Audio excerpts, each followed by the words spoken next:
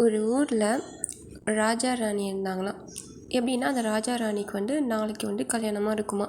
சரி சொல்லிட்டு அதுக்கான ஏற்பாடுகள்லாம் நடந்துக்கிட்டே இருக்குமா. அப்போ என்னென்னா இந்த ராஜாவுக்கு ஒரு பக்கத்து நாட்டு இளவரசி என்ன பண்ணால் பேசணும் அப்படின்னு சொல்லியிருப்பாங்க.